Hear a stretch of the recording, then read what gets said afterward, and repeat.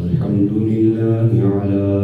نعمائه الشاملة وآلائه الكاملة، والصلاة والسلام على سيد الأنبياء وعلى آله وأصحابه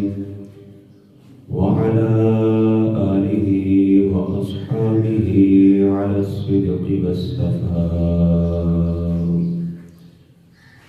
أما بعد، فقد قال الله تبارك وتعالى في كلامه المجيد والفرقان الحميد: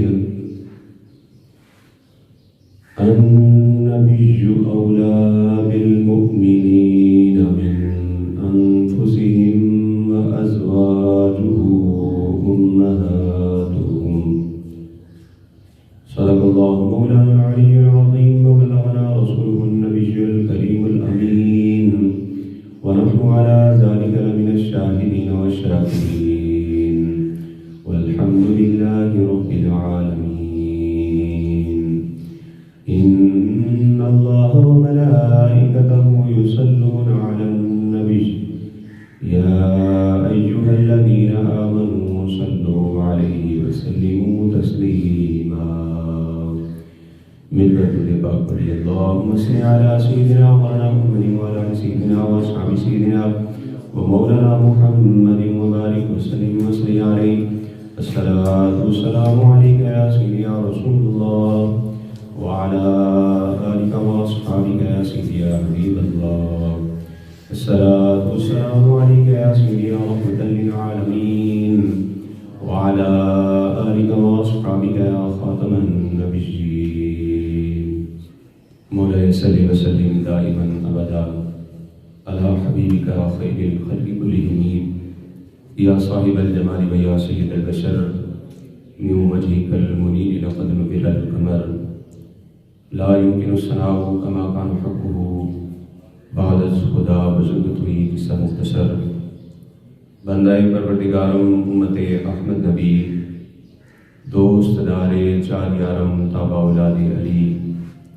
مذہب حنفیہ دار ملت حضرت خلیل، خاک پائے غوث اعظم زیر سایہ ہر بری. بعد از حمد و ثنا و درود و سلام نبی مکرم شفیع معظم احمد مجتبیٰ جناب محمد مصطفیٰ صلی اللہ علیہ وسلم. معزز محتشم سامعین وقار، اللہ تبارک و تعالیٰ کا بے پناہ شکر ہے کہ خالق کائنات نے رمضان المبارک کی مبارک ساعتوں کے اندر ایک اور جمعۃ المبارک کا مبارک دن ہمیں عطا فرمایا. اللہ تبارک و تعالیٰ کی بارگاہ میں دعا ہے خالق کائنات اس رمضان المبارک کے گزرے ایام کی عبادات و ریاضات کو، روزوں کو اپنی بارگاہ میں قبول و منظور فرمائے، اور آنے والے جو بقیہ ایام ہیں ان میں کثرت کے ساتھ اللہ تبارک و تعالیٰ کی یاد اور اس کے ذکر و فکر میں وہ ایام بسر کرنے کی توفیق عطا فرمائے. قرآن مجید فرقان امید سے جو آیہ مقدسہ مطہرہ منورہ تلاوت کرنے کا شرف حاصل ہوا ہے. اللہ تبارک و تعالیٰ کی بارگاہ میں دعا ہوں خالق کائنات مجھے حق بیان کرنے کی، ہم سب کو حق کو سن کر اسے قبول کرنے کی، اس پر عمل کرنے کی اور اس پر قائم رہنے کی توفیق عطا فرمائے. حضرات وقار، آج رمضان المبارک کی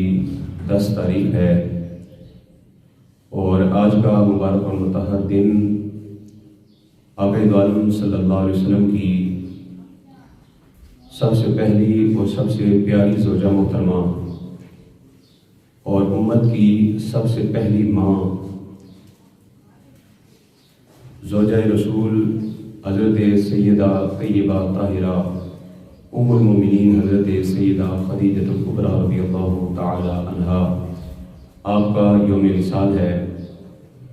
رب کائنات نے قرآن مجید فرقان حمید کے اندر ارشاد فرما دیا: النبی اولیٰ بالمؤمنین من انفسہم وازواجہ امہاتہم. نبی مومنوں کی جان سے بھی زیادہ قریب ہے، اور فرمایا ان کی جو بیویاں ہیں، جو ازواج مطہرات ہیں، وہ مومنوں کی مائیں ہیں. تو آج اس عظیم ہستی کا ذکر کرنے کی سعادت حاصل کرنے جا رہے ہیں جس کو سب سے پہلی ام المومنین ہونے کا درجہ حاصل ہوا، جو سب سے پہلی امت کی ماں ہیں اور خاتم النبیین صلی اللہ علیہ وسلم کی سب سے پہلی اور سب سے پیاری زوجہ محترمہ ہیں۔ اور کون؟ سیدہ خدیجہ الکبریٰ رضی اللہ تعالی عنہا، جو آقا عالم صلی اللہ علیہ وسلم جو غم گسارے جہاں بن کر آئے ہیں، جو غم گسارے جہاں بن کر آئے ہیں، ان کی غم گسار کا نام خدیجہ الکبریٰ ہے۔ اور آقا عالم صلی اللہ علیہ وسلم کی لخت جگر نور نظر سیدہ کائنات فاطمہ الزہرا رضی اللہ تعالی عنہا اور آپ کی دیگر شہزادوں اور شہزادیوں کی والدہ کا نام خدیجہ الکبریٰ ہے، اور حضرت امام حسن و حسین کی سگی نانی جان کا نام خدیجہ الکبریٰ ہے۔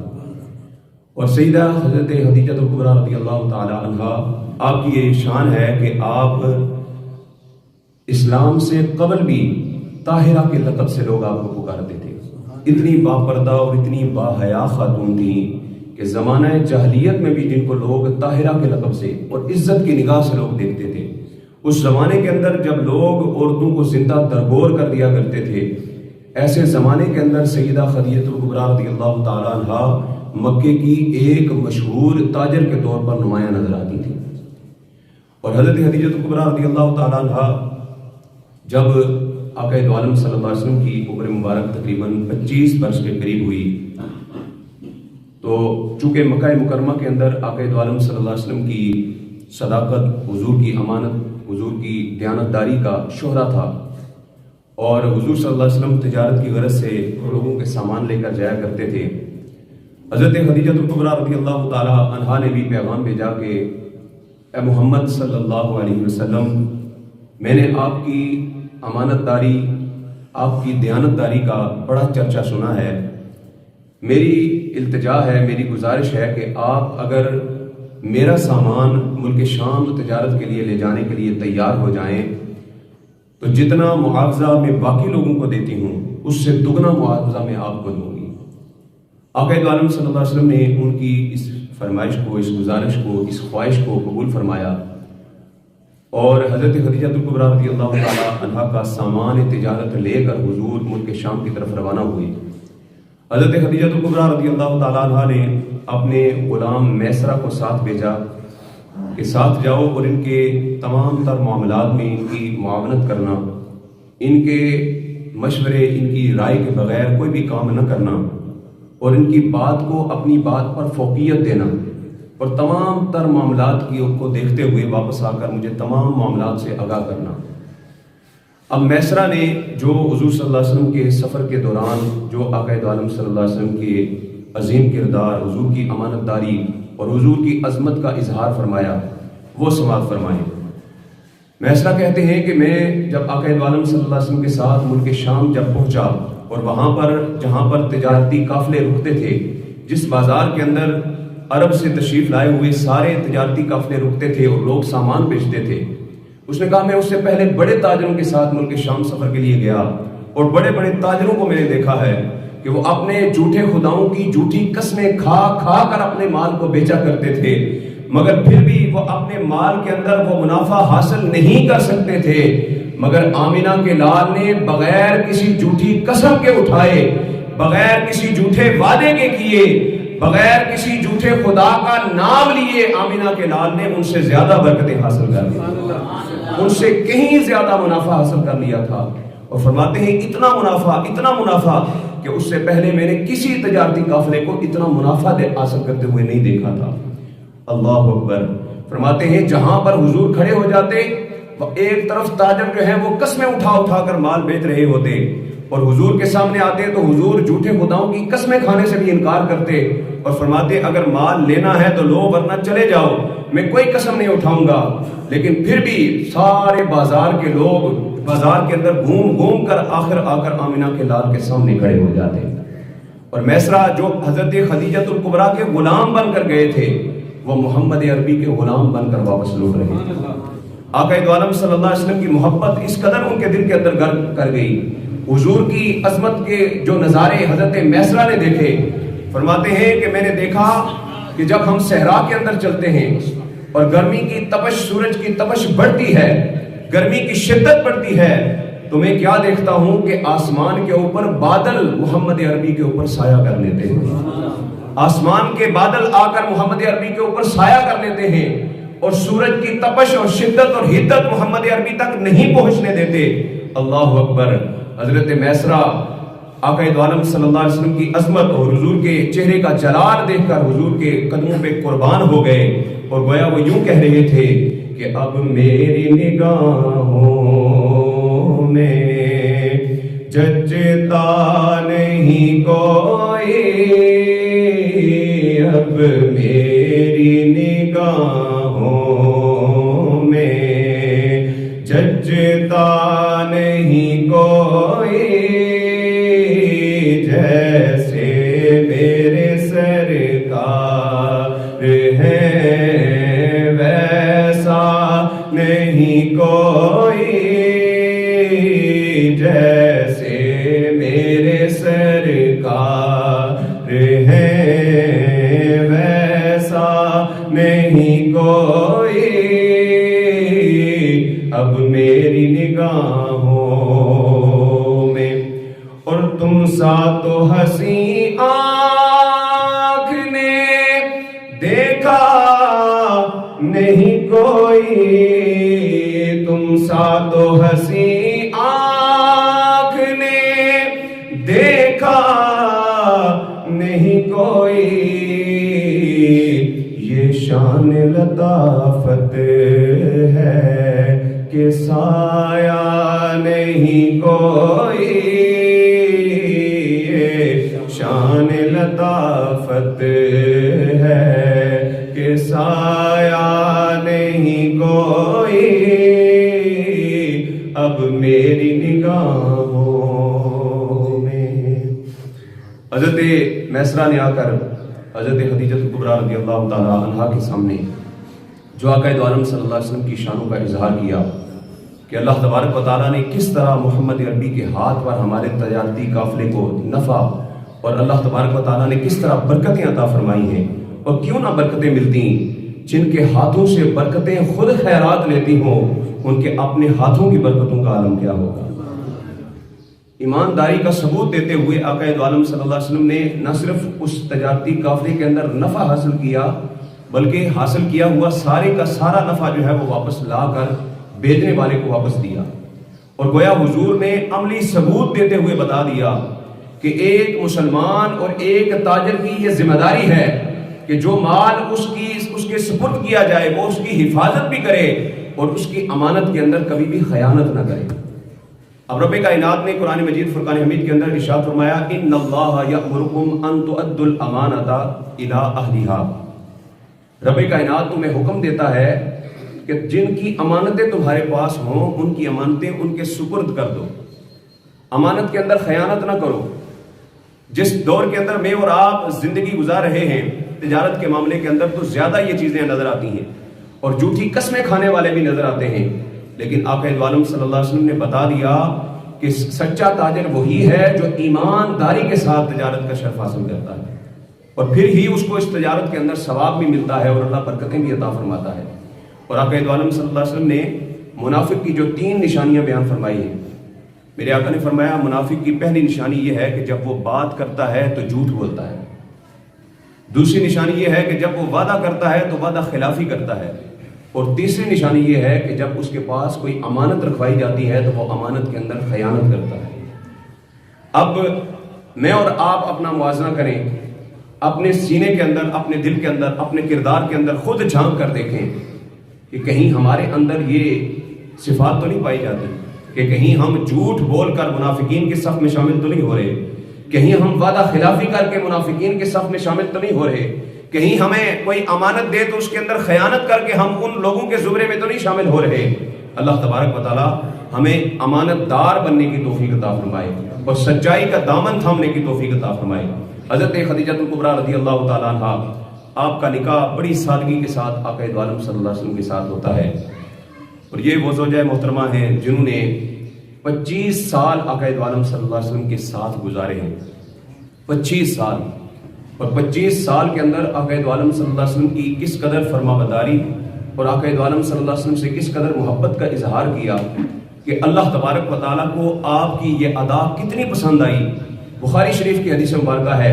حضرت ابو ہریرہ رضی اللہ تعالیٰ عنہ فرماتے ہیں کہ آقا عالم صلی اللہ علیہ وسلم کی بارگاہ کے اندر ایک دن جبریل امین حاضر ہوئے اور آ کر عرض کرنے لگے، یا رسول اللہ صلی اللہ علیہ وسلم، یہ آپ کی زوجہ محترمہ حضرت خدیجہ الکبریٰ ہاتھ کے اندر کھانے کا برتن لے کر تشریف لا رہی ہیں، یا رسول اللہ جب یہ آپ کے پاس تشریف لے آئیں تو انہیں خوشخبری سنا دیجئے کہ رب کائنات آپ کی زوجہ کو سلام بھیج رہا ہے، رب کائنات ان کو سلام بھیج رہا ہے۔ اللہ اکبر۔ اور پھر فرمایا، یا رسول اللہ صرف رب کائنات نہیں، میں جبریل امین نوریوں کا سردار بھی آپ کی زوجہ کو سلام پیش کرتا ہوں۔ اللہ اکبر۔ اب حضرت خدیجہ الکبریٰ رضی اللہ تعالی عنہا نے جواب کیسے ارشاد فرمایا، ان اللہ هو السلام، ان اللہ هو السلام وجبریل السلام علیکہ ورحمۃ اللہ وبرکاتہ۔ اب اس کا ترجمہ سماعت فرمائیے اور غور کیجئے۔ حضرت خدیجہ الکبریٰ نے کہا، ان اللہ هو السلام، اللہ تو ہے ہی سلام، اس کا تو ناموں میں بھی سلام ہے، السلام، وہ تو ہے ہی سلام، اس پر کون سلام بھیج سکتا ہے، لیکن جبریل کو میری طرف سے سلام کہہ دیجئے، اور یا رسول اللہ آپ پر بھی سلامتی ہو اور آپ پر بھی اللہ کی رحمتوں کا نزول ہو۔ اب ذرا غور کریں، سلام کا جواب دینے کا طریقہ بھی حضرت خدیجہ الکبریٰ نے بتا دیا، اور یہاں پر حضرت خدیجہ الکبریٰ رضی اللہ تعالی عنہا کی علمی قابلیت کا بھی اظہار ہوتا ہے کہ ان کو معلوم تھا کہ اللہ تبارک و تعالیٰ کے سلام کا جواب کیسے دیا جاتا ہے۔ اللہ کو سلام کا جواب اس طرح نہیں دیا جاتا جس طرح مخلوق کو دیا جاتا ہے، اس لیے آپ نے اللہ کے سلام کے جواب میں اللہ کی حمد و ثنا کی اور جبریل کو بھی سلام پیش کیا اور حضور کی بارگاہ میں بھی سلام پیش کیا۔ اکثر لوگوں کو کوئی بندہ کہتا ہے نا جی میرا فلاں کو سلام کہہ دینا، کوئی بیرون ملک سے آتا ہے، کسی عزیز سے ہو کر مل کر آتا ہے تو آ کر کہتا ہے جی فلاں شخص نے مجھے سلام کہا، یا کسی دوست عزیز سے کہیں پر ملاقات ہوتی ہے تو کہتا ہے جی فلاں شخص کو میرا سلام کہہ دینا۔ پہلی تو بات ہے لوگ اکثر بھول جاتے ہیں، بھولنا نہیں چاہیے، یہ بھی ایک امانت ہے، یاد رکھیں۔ جس طرح مال جو ہے وہ آپ کے پاس کوئی امانت رکھواتا ہے وہ امانت ہے، جس طرح کسی کے پیسے جو ہیں وہ آپ کے پاس امانت ہیں، اسی طرح کسی کی بات بھی آپ کے سامنے امانت ہے، کسی کی بات جو ہے وہ بھی آپ کے لیے امانت کا درجہ رکھتی ہے، اور جس طرح مالی معاملات کے اندر امانت میں خیانت کرنا حرام ہے، اسی طرح کسی کی راز کی بات کے اندر بھی خیانت کرنا حرام ہے۔ یاد رکھیے آج کل ہمارے معاشرے کے اندر یہ معاملہ بن گیا ہے، کسی کو کہا جاتا ہے نا بھائی یہ راز کی بات ہے میں تجھے بتا رہا ہوں، کسی کو مت بتانا۔ اب وہ اس کے کسی جاننے والے کو تو نہیں بتاتا مگر اپنے جاننے والے بے شماروں کو بتا دیتا ہے، بھائی اس نے مجھے کہا تھا بھائی کسی کو مت بتانا، لیکن یہی بات کو اگلے کو بتا کر بھی کہہ دیتا ہے بھائی اس نے مجھے کہا تھا کسی کو مت بتانا، میں صرف تجھے بتا رہا ہوں۔ بھائی تو اس کو کیوں بتا رہا ہے؟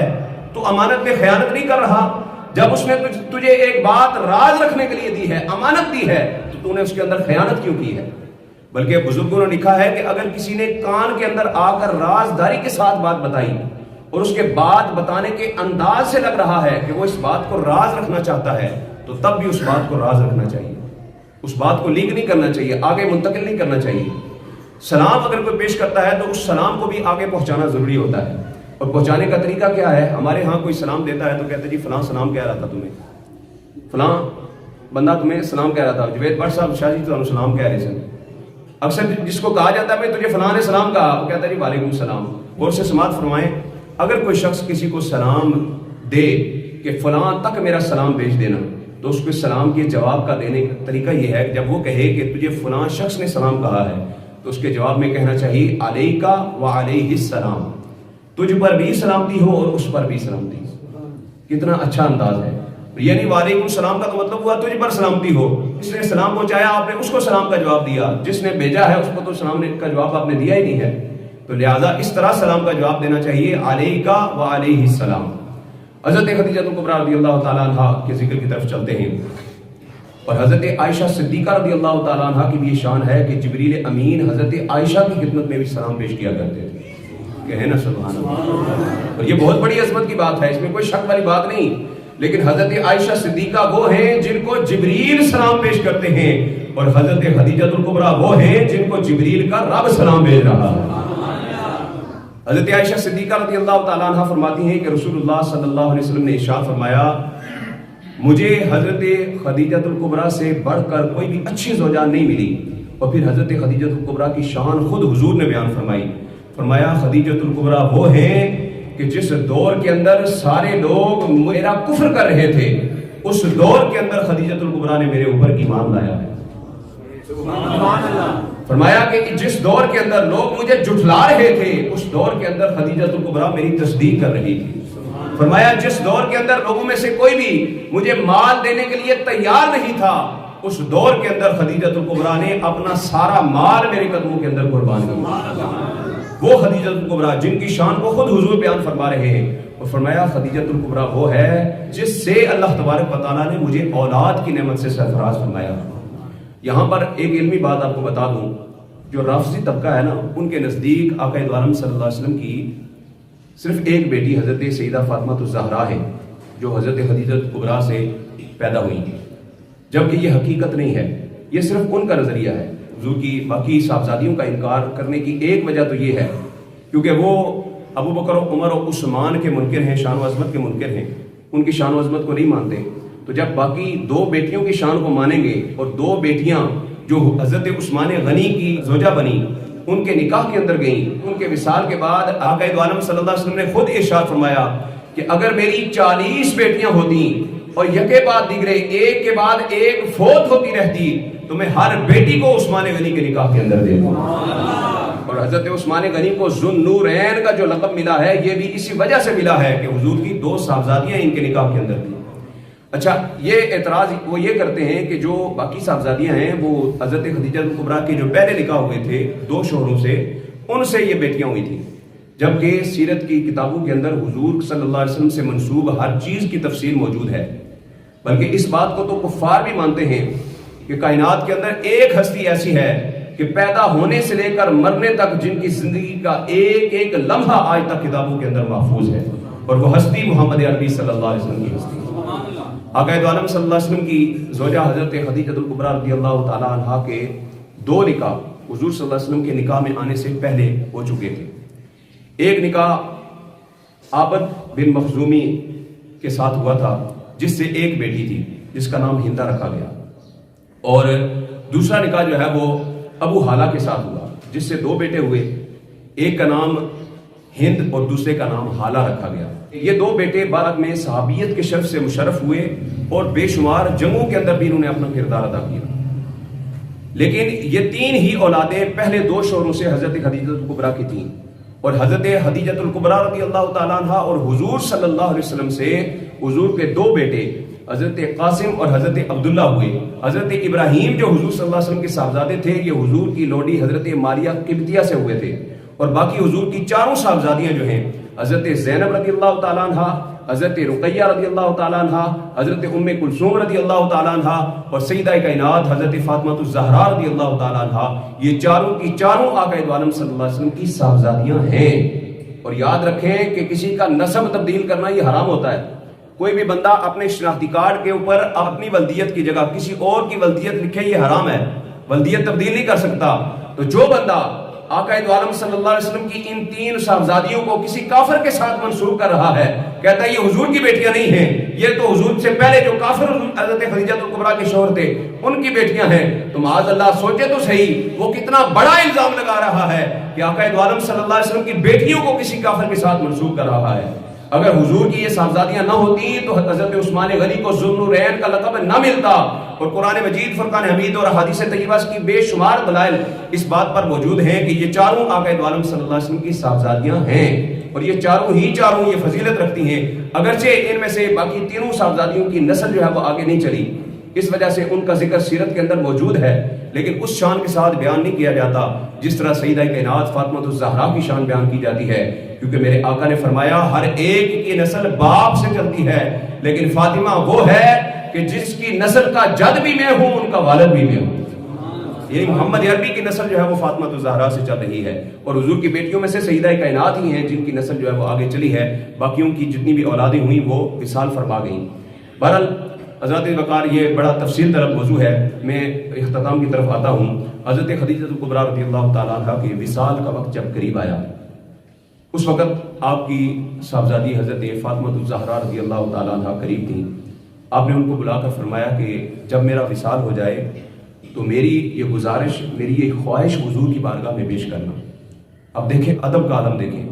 ادب کا کتنا مقام ہے حضرت خدیجہ الکبریٰ رضی اللہ تعالیٰ عنہ کے دل کے اندر۔ خود حضور کو بلا کے، شوہر ہیں، خود حضور کو بلا کر خواہش کا اظہار نہیں کیا، بلکہ اپنی بیٹی کے ذریعے سے یہ پیغام بھیج رہی ہیں، خواہش کا اظہار کر رہی ہیں۔ اب دیکھیں دنیا کے اندر بڑے لوگ ہوتے ہیں، ان کے عزتوں کے بڑے ڈنکے بج رہے ہوتے ہیں، انداز گفتگو ہم دیکھتے ہیں تو لوگ ان پر فدا ہو جاتے ہیں کہ بڑا اچھا گفتگو کرنے والا یہ بندہ ہے جی۔ لیکن جتنا اس بندے کا قرب حاصل ہوتا جاتا ہے، اس کی زندگی کی جو راز ہے، جب تک ان کو بندہ جاننا شروع کر دیتا ہے تو اس دل کے اندر اس کی محبت جو ہے وہ کم ہونا شروع ہو جاتی ہے۔ اور اسی لیے اکثر لوگوں کی بیویاں جو ہیں وہ ان کی اس طرح عزت نہیں کر رہی ہوتی جس طرح باقی لوگ کر رہے ہوتے ہیں، کیونکہ وہ راز نیاز کی ہر چیز کی وہ علم رکھنے والی ہوتی ہیں، اور اس لیے دل کے اندر محبت نہیں۔ لیکن یہ قانون دنیا کے لیے ہے۔ آمینہ کے لال کے عظیم کردار کا عالم یہ ہے کہ جو میرے آقا کے جتنا قریب ہوتا جاتا ہے، اللہ اتنی ہی محبت مصطفیٰ عطا فرماتا ہے۔ جتنا حضور کے قریب ہوا اتنی ہی اسے ادب ملا۔ ادب کا ہیست زیر آسمان، از عرش نازک تر، نفس گم کرتا می آیت جنید و با یزیدی جا۔ کیونکہ اس عرش کے نیچے سب سے نازک بارگاہ اگر کوئی ہے تو رسول اللہ کی بارگاہ ہے، جہاں پر جنید و با یزید بھی اپنی سانسوں کو روک کر ادب سے کھڑے ہوا کرتے ہیں۔ حضرت خدیجہ الکبریٰ نے کیا خواہش کا اظہار کیا؟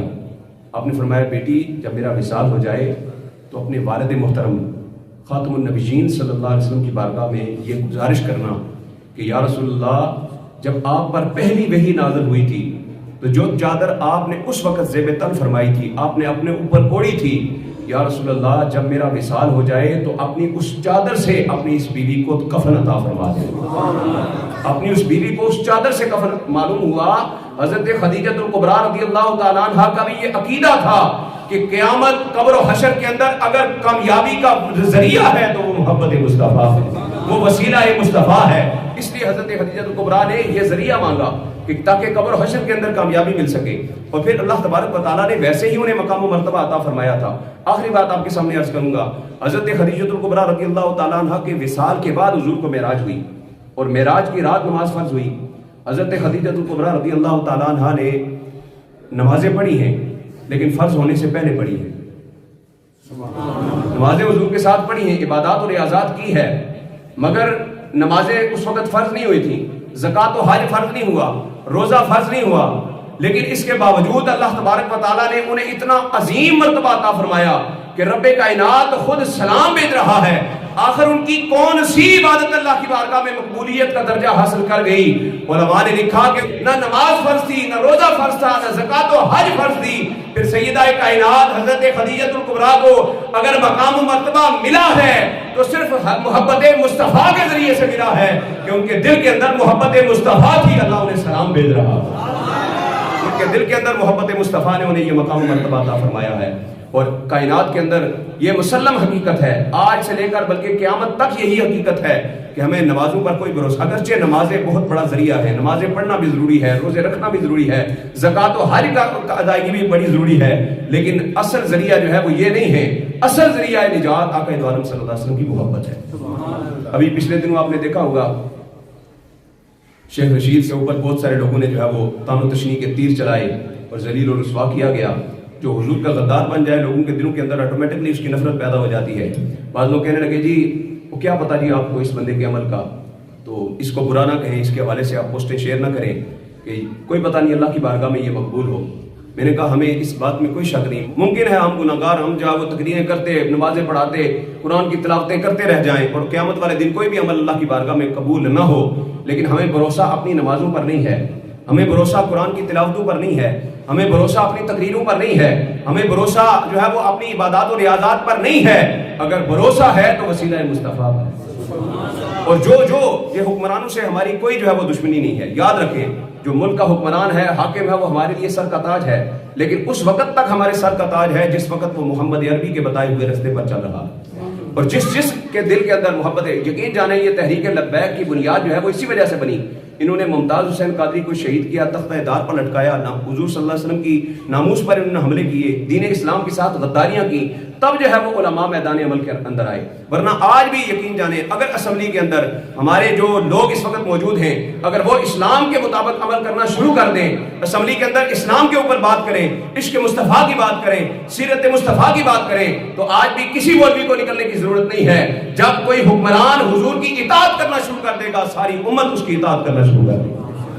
اللہ تبارک و تعالیٰ حضرت سیدہ خدیجہ الکبریٰ رضی اللہ تعالیٰ عنہا کے درجات میں بلندی عطا فرمائے، اور ان کے وسیلے سے اللہ تبارک و تعالیٰ ہماری عبادات اور ریاضات کو قبول و منظور فرمائے، اور ہمیں ہماری آنے والی نسلوں کو حضرت خدیجہ الکبریٰ کی سیرت طیبہ پر چلنے کی توفیق و رفیق عطا فرمائے. وما علینا الا البلاغ.